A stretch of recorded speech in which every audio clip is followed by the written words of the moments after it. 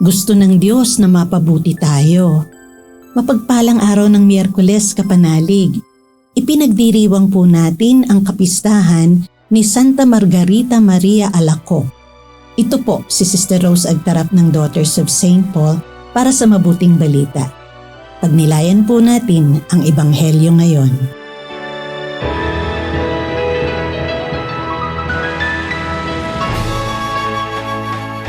Sinabi ni Jesus, "Sawimpalad kayong mga Pariseo. Nagbabayad nga kayo ng ikapu ng yerba buena at ng ruda at ng lahat ng gulay, at pinababayaan naman ninyo ang katarungan at ang pag-ibig sa Diyos. Ito nga ang dapat gawin ng di kinaliligtaan ang mga yon. Sawimpalad kayo, mga Pariseo. Gusto ninyong mabigyan ng pangunahing upuan sa mga sinagoga at mabati sa mga liwasan.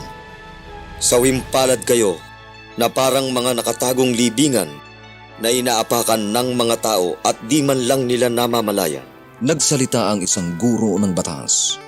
Guro, iniinsulto mo rin kami sa pagsasabi mo ng mga ito. At sinabi ni Jesus, Sawimpalad din kayong mga guro ng batas. Ipinapapasa ninyo sa mga tao ang mga napakabigat na pasanin, at hindi man lang ninyo hinihipo ang pasanin ng kahit isang daliri.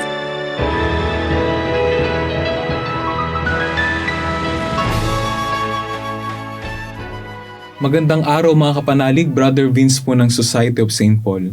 Bakit ba tila hindi magkasundo ang ating Panginoong Hesus at mga Pariseo? Simple lang, marami po sa kanila ay peke. Wala namang nilikha na hindi minamahal ng Diyos. Laging gusto niya na mapabuti tayo. Sa katunayan po, si St. Paul ay isang Pariseo. Pero matapos siyang matagpuan si Jesus, nagbago ang kanyang pananaw. Hindi lamang batas ang Diyos, hindi lamang siya listahan ng mga pwede at hindi pwedeng gawin. Siya'y Diyos na nakikipagkaibigan, inuunat ang kanyang mga kamay, naghahandog ng awat pag-ibig para sa atin. Ito marahil ang nakalimutan po ng mga Pariseo, kaya sila napagsabihan ng ating Panginoong Hesus. Nakalimutan nilang higit ang Diyos kaysa sa mga batas at alituntunin na sila rin mismo ang nagtalaga.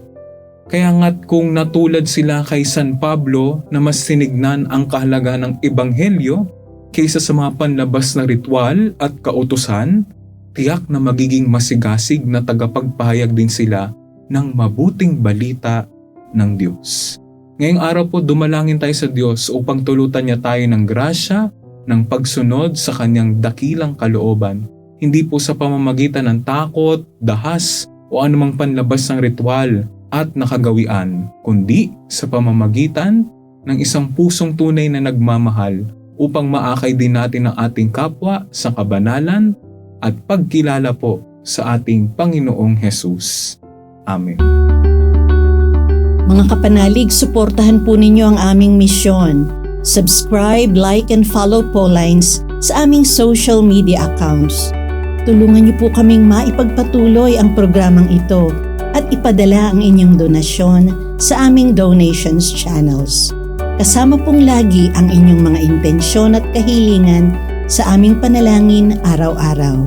Ito pong muli si Sister Rose na nag-aanyaya sa inyong manalangin sa ating mahal na Inang Maria. O mahal na Birhen ng Santo Rosario, pakinggan mo po ang aming mga kahilingan. Sa bawat panalangin namin sa mga butil ng Santo Rosario, madama nawa namin ang iyong makainang pagmamahal at pag-aaruga. Inilalapit po namin sa iyo ang aming kahinaan, kasalanan at kakulangan, ang aming mga suliranin, sakit at kalumbayan. Umaasang ang lahat ay idudulog mo sa iyong anak na si Jesus. Ipagkaloob mo nawa sa amin ang kapayapaan, katarungan at kasaganaan. Amen.